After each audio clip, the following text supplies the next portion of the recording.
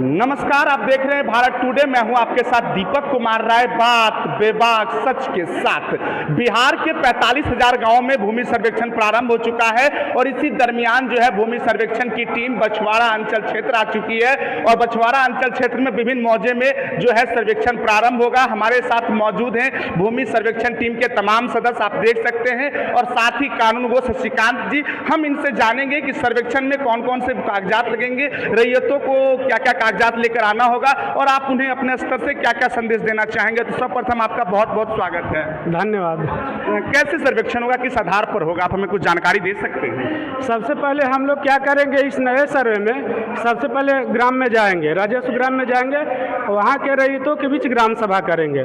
ग्राम सभा में हम लोगों को करना क्या है कि रैयतों को जानकारी देना है कि हम आपके यहाँ सर्वे करने जा रहे हैं। पहले आप मेंटली प्रिपेयर हो जाइए कि सर्वे में करना क्या है। ये सर्वे और पहले वाले सर्वे में मेन डिफरेंस क्या है कि जो नए वाले सर्वे जो हम लोग बनाने जा रहे हैं ये पूरी तरीके से डिजिटाइज होगा।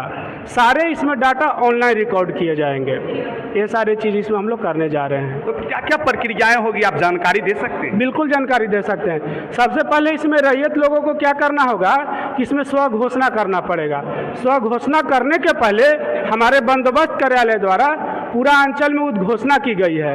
उद्घोषणा का मतलब ये हो गया कि हम आपके यहाँ सर्वे करने जा रहे हैं। हमारे कर्मी आपके मौजा में अधिकृत हो चुके हैं काम करने के लिए।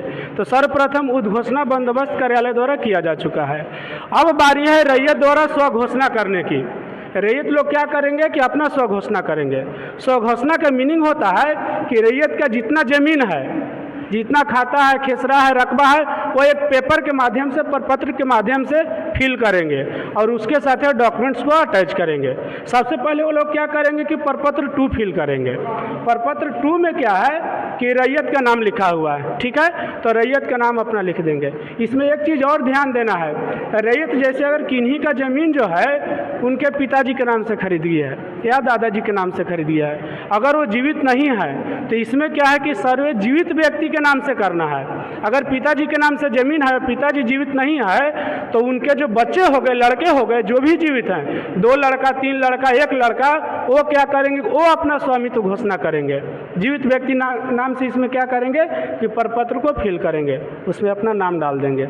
उसके बाद उनका है स्थायी पता, अपना वह स्थायी पता फिल कर लेंगे। उसके बाद उनका खाता, उनके पास जो भी ज़मीन होगा उनका कुछ खाता होगा, वो खाता को फिल कर लेंगे। उसके बाद है खेसरा, उस खाता में कौन सा खेसरा आता है उस खेसरा को फिल कर लेंगे। उसके बाद है रकबा, उस खेसरा में कितने रकबा आते हैं उस रकबा को क्या कर लेंगे, रैयत लोग अपना फिल कर लेंगे। उसके बाद है चौहद्दी, उस खेसरा का क्या क्या चौहद्दी है, उत्तर, दक्षिण, पूर्व, पश्चिम में वर्तमान में कौन दखलकार है उसका नाम इसमें जो है सो वो लोग फिल कर देंगे। पुनः रैयत को इसमें भरना है ज़मीन का किस्म, वो ज़मीन किस तरह का है, धनहर है, बीट है, इस तरह की चीज़ें। उस पर किस्म कहने का मतलब उस पर कितना सारा उपज होता है, धान, गेहूँ, इस तरह की चीज़ें, वो किस्म रैयत लोग जानते हैं, वो अपना फिल कर देंगे। उसके बाद इसमें फिल करना है शेष को छोड़कर लगान। जब वो लगान रसीद कटाते होंगे तो उसमें उनका लगान में दिया रहता है 10 रुपया, 5 रुपया, 2 रुपया, 15 रुपया, इस तरह से वो अपना क्या करेंगे, रैयत फिल कर लेंगे। बहुत सारे रैयत हैं उनका अपना जमाबंदी कायम कराए रहेंगे। जो भी उनके पास ज़मीन होगा उस ज़मीन का जमाबंदी कायम कराए रहेंगे। तो इस प्रपत्र में क्या है कि एक जमाबंदी संख्या भी फिल करना है, तो उस जमाबंदी को क्या करेंगे, रैयत अपना फिल कर लेंगे। उसके बाद वो जो ज़मीन है उनको कहाँ से प्राप्त हुआ है।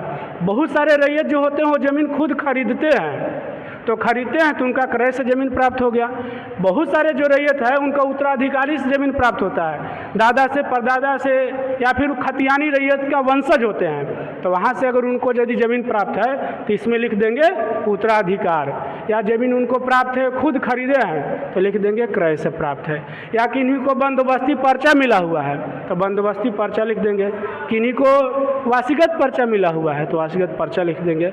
अगर इसके अलावा कोई अगर दिक्कत हो, किसी के पास मतलब कहने का कि कोई अगर प्लॉट में दिक्कत हो, जैसे कब्जा को लेकर के या कोई विवादित हो, तो अभियुक्ति में अपना वो नाम डाल सकते हैं। ये सारी चीज़ें लोग जो है सर रैयत को जो कर लिया है, मौखिक बंटवारा अगर है तो उसका क्या होगा? देखिए, रैयत लोगों का कहना है कि अगर हम मौखिक बंटवारा किए हैं और अपने अपने जगह पे कायम हैं, ठीक है। तो उस स्थिति में हम क्या करेंगे, उस स्थिति में हम आप लोगों को ये सजेस्ट करेंगे कि जो मौखिक बंटवारा आप किए हुए हैं उसको आप स्टाम्प पे बंटवारा कर लें। जिस तरह से मौखिक दखल है रैयत लोगों का, 2 भाई हो, 3 भाई हो, 4 भाई हो, तो क्या करेंगे कि वही चीज़ मौखिक जो बंटवारा है उसी को स्टाम्प पे बना लेंगे। 100 रुपया के स्टाम्प पे अपना खाता खींचा रखवा शेड्यूल्ड बना लेंगे।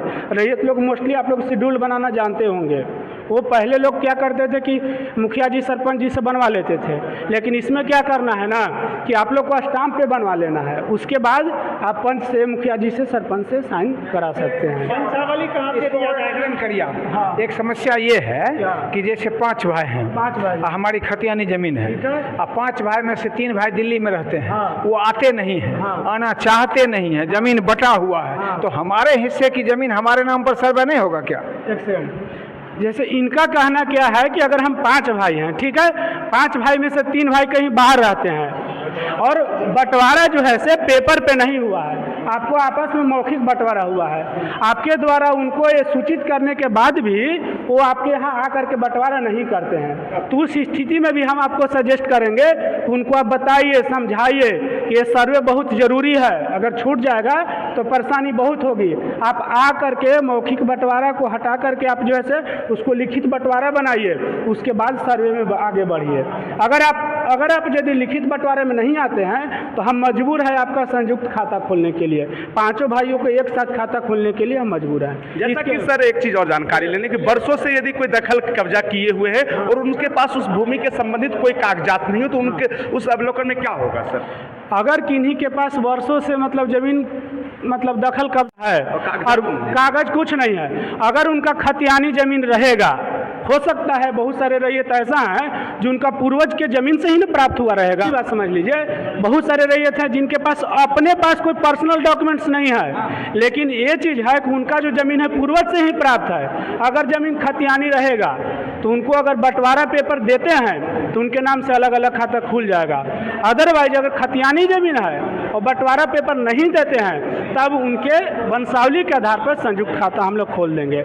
इसके अलावा अगर कोई ऐसा रैयत रहे जिनके पूर्वज ही कोई ज़मीन खरीदे हैं और वहाँ से ही रिकॉर्ड गायब है, कोई ज़मीन का पेपर नहीं प्रस्तुत कर रहे हैं, उस स्थिति में हम खाता रैयत के नाम से न खोल करके आनाबाद बिहार सरकार के नाम से खाता खोलेंगे। यदि वो जमीन किन्हीं और अन्य व्यक्ति का है, अन्य खतियान का है और वो किसी के पास जो है दखल में है और वो कागजात पेश नहीं कर रहे, तो क्या पुनः खतियान जिनके नाम से, क्या उनसे के नाम से निर्गत नहीं होगा? वही तो हम बता रहे हैं कि उस जिनका दखल है उस व्यक्ति के नाम से निर्गत नहीं होगा।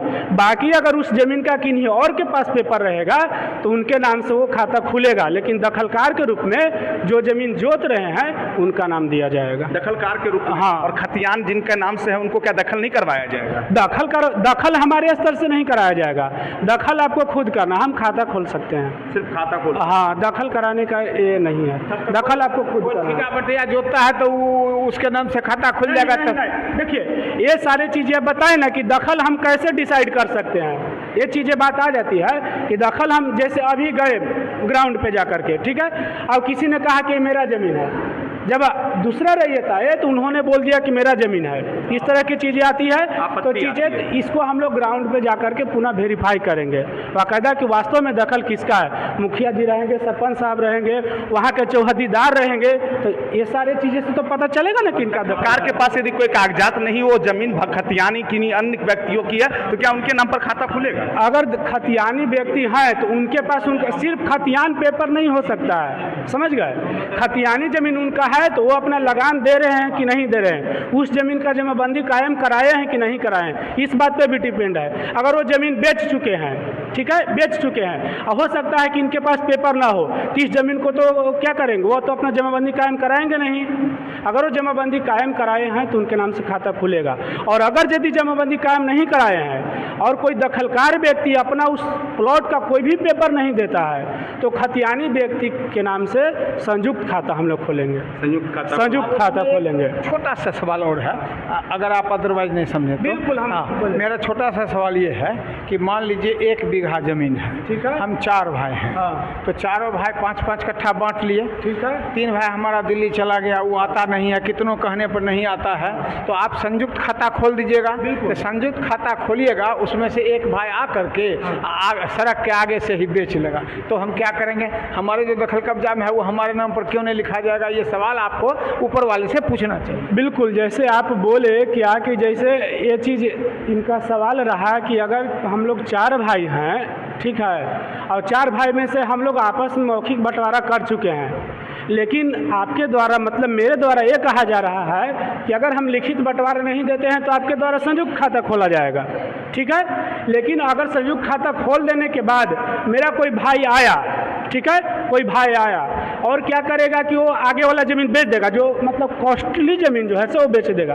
तो अगर संयुक्त खाता खोल देंगे अगर हम, तो फिर उनका राइट ही नहीं रह जाएगा कि बिना आप सबके परमिशन से वो ज़मीन को बेच सकते हैं। पहले ही हम बता चुके हैं कि ये सर्वे पूरी तरीके से डिजिटाइज सर्वे है, पूरी तरीके से ऑनलाइन सर्वे है। तो अगर संयुक्त खाता हमने खोल दिया तो कोई चारों में से कोई एक भाई उस ज़मीन को नहीं बेच सकते हैं, चारों की सहमति चाहिए। Sir, clear? हाँ। सर, एक प्रश्न और, जैसे सर्वे रैयत अगर मान लेते किन्हीं के दादाजी हैं, हाँ। और उनके मौजूदा समय में वंशावली के आधार पर जो है उन किन्हीं पुत्र के या भतीजे के या किन्हीं अन्य व्यक्तियों के नाम पर अगर जमाबंदी कायम है, हाँ। और उसमें और शेयरदार अगर माने जाते हैं, हाँ। तो क्या वो जो जमाबंदी है वही कायम रहेगा या पुनः फिर संयुक्त रूप से बनेगा? सर नहीं, जैसे एक चीज़ और होता है, जैसे आपका कहने का मतलब है कि जैसे दादाजी का ज़मीन है या किन्हीं पूर्वज का ज़मीन है, ठीक है, उनमें से जमाबंदी किसी खास व्यक्ति के नाम से कायम रह गया, ठीक है, लेकिन उसके और हिस्सेदार हैं। जैसे ऐसा सवाल आता है कि बड़े भाई के नाम से जमाबंदी कायम है, लेकिन बाकी छोटे भाई का भी हिस्सा उसमें होता है। तो ये चीज़ें जो है ना मतलब कहने का कि वो आपस में बंटवारा पेपर एक देंगे, ठीक है। जमाबंदी अगर बड़े भाई के नाम से भी कायम है और अगर आपसी बंटवारा पेपर देते हैं कि इसमें हम तीनों भाइयों का या चारों भाइयों का दखल है, तो बिल्कुल हम चारों भाई का अलग अलग खाता खोलेंगे, और इसमें कोई संदेह नहीं है। और उठता है, यदि मान लेते हैं कि किन्हीं के द्वारा केवाला किया गया है, केवाला में चौहद्दी सही है और खेसरा गलत है, खाता सही है, तो उस आधार पर सर क्या होगा? बिल्कुल, इस स्थिति में हम आपको ये कहेंगे कि आप उसका खेसरा सुधार लें, खेसरा को सुधार ले। हाँ, तो आपको रजिस्ट्री से खेसरा सुधरेगा तो खेसरा सुधार लेना पड़ेगा। खाता हम लोग सुधार सकते हैं, लेकिन खेसरा सुधारने में इशू क्या होता है कि एक खाता में बहुत सारे खेसरे होते हैं, तो सिर्फ दखल के आधार पे हमारे द्वारा खेसरा नहीं सुधारे जाएंगे। हाँ, खाता जो है खाता सुधारा जा सकता है। खेसरा हम इसके लिए हम ऊपर से अपना गाइडलाइन मांगेंगे, इसके बाद ही हम बहुत सारे कुछ क्लियर कर सकते हैं। सर न्यायिक बोर्ड, एक सेकेंड, खाता खेसरा अगर गलत है तभी हम बहुत कुछ जानकारी नहीं दे सकते। इसके लिए हम अपने डिपार्टमेंट से, अपने बंदोबस्त कार्यालय से गाइडलाइन मांगेंगे। जब सर्वे एक्चुअल में प्रारंभ हो जाएगा तो कार्यालय से गाइडलाइन मांगेंगे कि इस स्थिति में हमको क्या करना है, तभी हम बिल्कुल सब कुछ बता सकते हैं। सर, अंचल क्षेत्र बछवाड़ा में कब से प्रारंभ हो जाएगा इस सर्वे की प्रक्रिया? सर्वे यहाँ पे अभी हम लोग ग्राम सभा कर रहे हैं, सारे मौजे में जा कर के रैयतों को जानकारी दे रहे हैं कि हम आपके यहाँ सर्वे करने जा रहे हैं, आप अपने हिसाब से सजग हो जाइए। ग्राम सभा कर लेने के बाद हम रैयतों से उनका स्वघोषणा मांगते हैं। स्वघोषणा मतलब उनका जितने भी ज़मीन है उनका डिटेल्स एक प्रपत्र के माध्यम से फिल करा करके रैयत से मांगते हैं। उनके साथ वो क्या करेंगे कि अपना डॉक्यूमेंट्स भी अटैच करेंगे और DLRS के साइट को अपलोड कर लेंगे। इसके बाद पुनः हम लोग क्या करते हैं कि पुनः फिर हम लोग रैयत के पास जाएंगे, जितने वो डिटेल्स फिल किए हैं प्रपत्र 2 के माध्यम से सारे प्लॉट का वेरिफिकेशन किया जाएगा। यहाँ तक कि उस मौजे में जितने प्लॉट अभी बने हैं करंट ग्राउंड कंडीशन के अकॉर्डिंग, चूँकि हमारे पास एरियल एजेंसी के द्वारा मैप आ चुका है, जैसे जैसे अभी आपका ज़मीन बना है करेंट, वैसे वैसे हमारा मैप बन चुका है, उसी को हम लोग ग्राउंड पे जा कर के वेरीफाई कर लेंगे। रैयतों को सर कौन कौन से कागजात पेश करने होंगे? रैयतों को जैसे अगर उनका ज़मीन खरीदगी है, खुद के नाम से अगर क्रय किए हुए हैं, तो उनका एक वसीका रहेगा, केवाला रहेगा, सेल डीड, तीनों एक ही चीज़ है, और उनके साथ उनका जमाबंदी, बस उनके नाम और उनका आधार कार्ड। हाँ। बंसावली भी सर क्या लगेगा? बंसावली अगर खुद का जमीन है, हम खुद ही खरीदे हैं, तो उस स्थिति में बंसावली की आवश्यकता नहीं होगी। यदि खतियानी हो तो? हाँ, अगर जमीन खतियानी है तो उस स्थिति में आपके द्वारा बंसावली दी जाएगी। क्या सर बंसावली, एक सेकंड, बंसावली खतियान से, हाँ, क्योंकि खतियान ही उसका ओरिजिनल डॉक्यूमेंट्स है। उसके बाद वो धीरे धीरे जमीन बढ़ते चला गया, जितने भी वंशज बने सारे में जमीन वो बढ़ते चला गया। तो आपका बंसावली खतियान से आना चाहिए, ताकि हमको पता चल सके कि आप उस खतियान से बिलोंग करते हैं, ताकि जमीन देने में हमको आपको कोई दिक्कत ना हो। तो क्या बंसावली जो है सरपंच द्वारा निर्गत बंसावली कायम रहेगा या फिर अंचल प्रशासन की ओर से? नहीं, बिल्कुल, इस सर्वे में रैयतों लोगों को राइट दिया गया है कि वो सरपंच साहब से भी वंशावली बना सकते हैं, यहाँ तक कि वो सेल्फ भी वंशावली बना सकते हैं, खुद से भी वंशावली बना करके सही फिल करके दे सकते हैं। इसमें एक प्रावधान क्या है कि हम वंशावली को खुद ग्राम में जा करके वेरीफाई करते हैं कि आपके द्वारा जो वंशावली बनाया गया है वो सही है कि ना। ये ग्राम सभा करते हैं, उसमें सरपंच साहब, वार्ड सदस्य, मुखिया जी, पंचायत प्रतिनिधि जो भी हैं और वहाँ के ग्रामवासी, वहाँ के आदरणीय लोग, सारे लोग उपस्थित रहते हैं। उन सारे लोगों से हम लोग पूछते हैं कि इनके द्वारा जो वंशावली दी गई है वो क्या सही है या गलत है। अगर उसमें सही पाया गया तो आपका स्वघोषित वंशावली हम मान्य कर लेंगे। अगर उसमें गलत पाया गया और पता चला कि आप अंचल कार्यालय से या जहाँ से भी वंशावली बना के लाए हैं, अगर मेरे द्वारा ग्राम में जाने के बाद वंशावली गलत पाया गया तो हम उस वंशावली को गलत मानेंगे, सही नहीं मानेंगे। सर रैयतों को क्या संदेश देना चाहेंगे? रैयतों को संदेश देना चाहेंगे कि आप लोग थोड़ा जागरूक रहिए, इस सर्वे में थोड़ा पार्टिसिपेट करिए और अपने हक की लड़ाई के लिए जो अपना जो ज़मीन है उसके लिए आगे रहिए। जो दिक्कत है हम लोगों से मिलिए, परेशानी अगर कुछ ऐसा हो रहा है हम लोग आपके लिए हैं, आपके काम करने के लिए आए हैं। किसी तरह का कोई दिक्कत उम्मीद करते हैं कि आपको हमारे शिविर से नहीं हो। तो हमारे साथ मौजूद थे कानूनगो शशिकांत जी और इन्होंने भूमि सर्वेक्षण के बारे में बहुत सी बातें आपको बताई। तो आप लोग जागरूक होकर जो है सर्वे में सहयोग करें और जो भी समस्याएं हो बछवाड़ा अंचल में आकर इनसे मिले और बहुत सी जानकारियां प्राप्त करें। तो हम आपको प्रखंड क्षेत्र से जुड़ी हुई एक एक खबरों से लगातार अवगत कराएंगे। तो देखते रहिए भारत टुडे। कैमरामैन रवीर कुमार के साथ दीपक कुमार राय की रिपोर्ट।